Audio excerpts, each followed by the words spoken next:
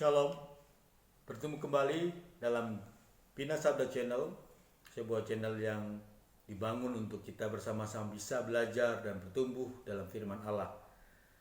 Saudara dikasih Tuhan, saya Pendeta Dwi Bidicayana kembali menyapa Bapak, Ibu, Saudara, dan Saudari dimanapun berada. Harapan saya, kiranya anugerah Tuhan terus melimpah kepada kita, dan kita dapat memuliakan nama Allah dalam kehidupan kita.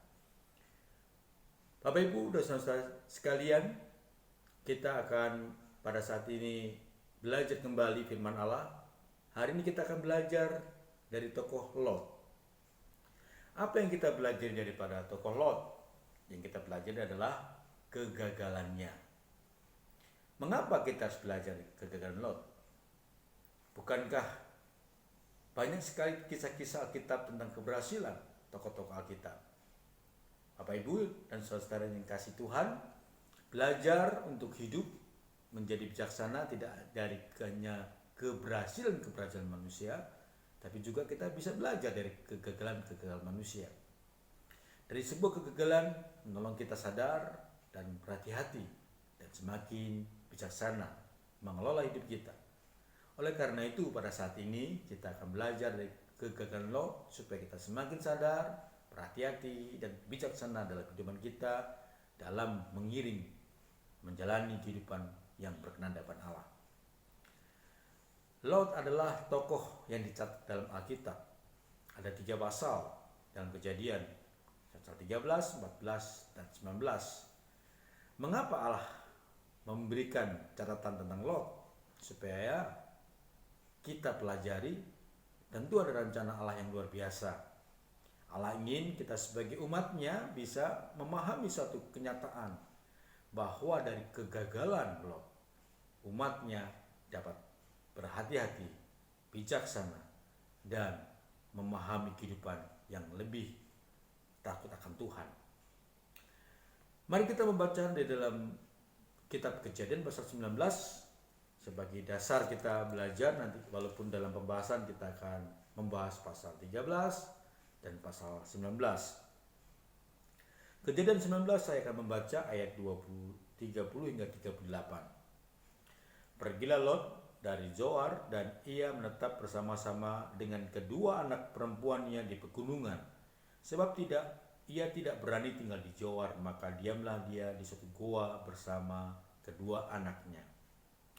Kata kakaknya kepada adiknya, ayah kita telah tua dan tidak ada laki-laki di negeri ini yang dapat menghampiri kita seperti kebiasaan seluruh bumi. Marilah kita beri ayah kita minum anggur, lalu kita tidur dengan dia supaya kita menyambung keturunan dari ayah kita. Pada malam itu mereka memberikan ayah mereka minum anggur, lalu masuklah dari yang lebih tua untuk tidur dengan ayahnya, dan ayah tidur tidak mengetahui ketika anaknya itu tidur dan ketika ia bangun.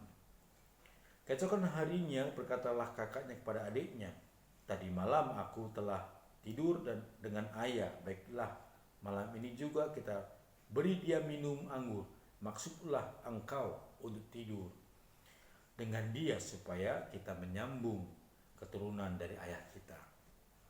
Demikian juga pada malam itu mereka memberi ayah mereka minum anggur, lalu bangunlah yang lebih muda untuk tidur dengan ayahnya, dan ayahnya itu tidak mengetahui ketika anaknya itu tidur dan ketika ia bangun. Lalu mengandunglah kedua anak Lot itu dari ayah mereka. Yang lebih tua melahirkan seorang anak laki-laki dan menamainya Moab. Dialah bapa orang Moab yang sekarang. Yang lebih muda pun melahirkan seorang anak laki-laki dan menamainya Ben-Ami. Dialah bapa dari Bani Amon yang sekarang. Bapak, Ibu, saudara-saudara dikasih Tuhan, demikianlah pembacaan firman yang kita baca. Berbahagialah kita yang merenungkan, mempelajari, melakukan dalam kehidupan sehari-hari. Dari bacaan kita akan coba untuk memahami kegagalan Lot. Mengapa akhirnya Lot dalam kehidupan akhir hidupnya justru gagal. Kita menelusuri pertama dulu dalam Kejadian pasal 13 yang menjadikan kita dasar mula kegagalan Lot. Dalam Kejadian pasal 13, sebuah kisah yang kita tahu di mana ada sebuah perkelahian antara gembala Lot dan gembala Abram. Abram sebagai pamannya dengan bijaksana memberikan solusi. Mereka harus berpisah dan Lot diberikan kesempatan untuk memilih kemana dia pergi dan tinggal. Dalam hal ini, saudara-saudara, kita akan menemukan justru dalam tindakan itu Lot sudah melakukan tindakan yang salah, yaitu pasal 13 10, lalu Lot melayangkan pandangannya dan dilihatnya bahwa seluruh lembah Yordan banyak airnya seperti taman Tuhan, seperti tanah Mesir sampai ke Zoar. Hal itu terjadi sebelum Tuhan memusnahkan Sodom dan Gomora. Ayat 13, adapun orang Sodom sangat jahat dan berdosa terhadap Tuhan. Dari bacaan kita ini menjelaskan kepada kita kesalahan Lot. Kesalahan Lot selalu memandang dan memulai hidupnya dari cara dia memandang. Mata dia memandang. Kata melihat atau kata Lot melihat lembah Yordan, kata melihat sama dipakai dalam kata bahasa Ibrani yaitu ra'a, sama dengan kata Hawa melihat buah yang baik dan yang jahat. Dari pandangan matanya itu menjadikan dia tertarik. Dari pandangan matanya itu menjadikan dia tertarik. Dalam kata kerja ini menjelaskan sebuah kata kerja mata melihat dan menghasilkan sebuah tipuan. Maka pada waktu Lot melihat lembah Yordan seperti taman Tuhan, padahal bukan taman Tuhan. Itulah yang menipu dia. Pandangan mata yang dilakukan oleh Lot itu menipu dirinya karena dia melihat lembah Yordan hanya seperti, padahal bukan yang sesungguhnya. Inilah kesalahan Lot. Lot memulai hidupnya dengan cara pandangnya, dari cara matanya memandang, sehingga kegagalan-kegagalan selanjutnya akan menghantui dan mengikuti dia. Saudara dikasih Tuhan, di dalam kehidupan kita harus berhati-hati apabila kita menentukan sebuah langkah, bukan daripada cara mata memandang. Oke, mungkin kita memulai daripada cara mata memandang, tetapi kita harus mentelaahnya, mengkajinya. Mungkin pada waktu itu Lot harusnya menanyakan kepada Abram, apakah baik dia tinggal di lembah Yordan. Tentu ada satu diskusi melihat untung dan rugi, atau Abram bisa memberikan advice, bimbingan dan petunjuk kepada Lot apabila dia tinggal di lembah Yordan. Inilah pentingnya. Mata memandang belum tentu itu yang terbaik. Mata memandang justru menjadikan tipuan-tipuan yang mencelakakan kita, seperti yang dilakukan dan dialami Lot. Ini kesalahan pertama. Lot memandang dan melangkah, memulai tindakannya dengan cara dia memandang. Yang kedua, kalau kita membaca dari pasal 19 ayat yang ke-9 dan 8, ayat 7 dan 8, di situ pada waktu peristiwa Tuhan Allah mengutus utusannya untuk membawa Lot keluar dari Sodom dan Gomora. Lot mengetahui bahwa penduduk Sodom ingin mensetujui, memakai utusan Tuhan itu, dan Lot menawarkan penggantinya anak-anaknya. Ini sesuatu yang tidak boleh sebenarnya.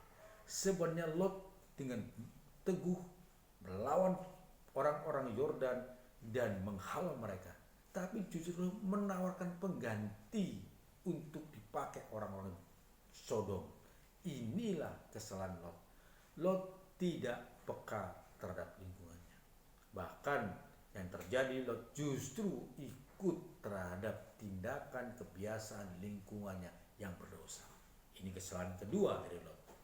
Saudara dikasih Tuhan, melalui pelajaran ini kita bisa memahami satu perkara penting, bahwa dalam apapun juga kita harus memiliki kepekaan. Dan kepekaan hanya dihasilkan dari sebuah persekutuan, relasi, intimasi dengan Tuhan saja. di mana Roh Kudus memenuhi kita dan Roh Kudus memberikan kepekaan rohani kita terhadap lingkungan, terhadap sesama, terhadap diri sendiri, bahwa kita sedang berdosa atau tidak. Lot seharusnya memiliki persekutuan dengan Allah, dan Lot harusnya menanyakan itu kepada Allah. Tapi justru Lot ikut andil dalam kebiasaan-kebiasaan orang Sodom. Inilah kelemahan dan kegagalan kedua.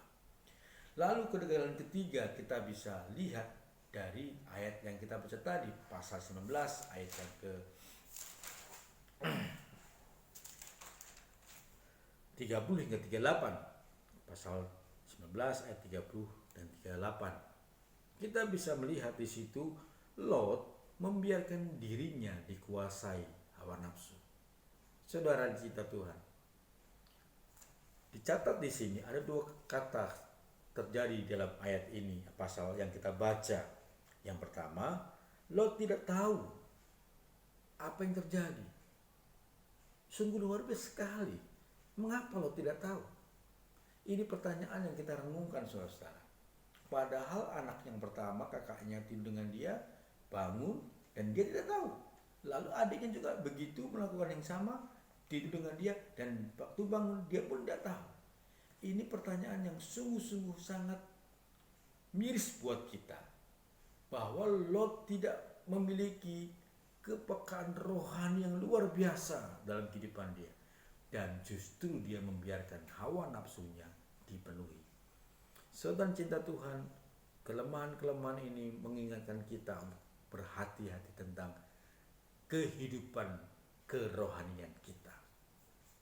Saudara, setiap manusia memiliki black side, artinya satu side, satu tempat, satu keadaan bahwa kita memiliki warna hitam. Hal yang tersembunyi, dosa yang kita lakukan, tapi orang lain tidak mengerti, tidak mengetahui, dan kita justru terus memelihara dosa itu. Inilah yang dikatakan black side. Apabila kita memiliki kerohanian yang peka atas diri kita, kita bisa keluar daripada black side itu. Seperti Lot. Lot sungguh sangat ironis. Pada waktu dia hidup dengan kakaknya, anaknya yang pertama dan anak yang kedua, semua dikatakan Lot tidak tahu. Aneh bukan? Ini menjelaskan bahwa kondisi Lot betul-betul sangat hancur, sangat gelap, dan sangat-sangat ironis. Saudara dikasih Tuhan, dari pelajaran-pelajaran yang kita belajar bersama tentang kegagalan Lot, kita semakin bijaksana dan berhati-hati tentang siapa kita, tentang bagaimana kita hidup, tentang kerohanian kita, tentang posisi kita di hadapan Tuhan. Apakah kita masih memiliki suatu hubungan yang intim dengan Tuhan, yang menjadikan kita memiliki sensitivity rohani terhadap lingkungan, terhadap diri sendiri, terhadap iman kita, kerohanian kita? Saudara, mari kita memiliki hal itu dan menempatkan diri pada posisi yang tepat. Kita belajar dari Lot, mengingatkan kita ini rentan akan dosa. Dari kegagalan Lot, jangan sampai kita juga gagal. Ada 3 hal tadi. Lot memulai daripada selalu dari cara dia memandang. 2, Lot tidak pernah peka dengan lingkungan. Justru Lot hidup bergaul karib dengan kondisi keberdosaan lingkungannya. Yang ketiga, Lot tidak memiliki relasi keintiman dengan Tuhan, sehingga dia membiarkan dirinya dikuasai oleh hawa nafsu. Jelas di sini menyatakan keadaan yang sangat ironis. Lot tokoh yang dicatat Alkitab, tapi dicatat dalam kegagalannya. Saudara, kita rindu, kita sungguh memiliki sebuah keberhasilan hidup, supaya kita menjadi berkat, bahkan nama Tuhan dipermuliakan. Itulah keinginan kita. Melalui pelajaran ini kita diingatkan kembali bahwa poin penting, hati-hati terhadap diri kita, hati-hati terhadap kelemahan kita, hati-hati terhadap siapa kita sebenarnya di hadapan Tuhan. Jangan sampai kita terus hidup dalam dosa, kita memelihara dosa itu, dan kita selalu gagal dalam dosa itu. Shalom, kiranya Tuhan memberkati kita pada hari ini melalui pelajaran kita, belajar dari kegagalan Lot, supaya kita tidak gagal seperti Lot. Tuhan memberkati, jumpa lagi dalam pelajaran yang lain. Shalom, Tuhan memberkati.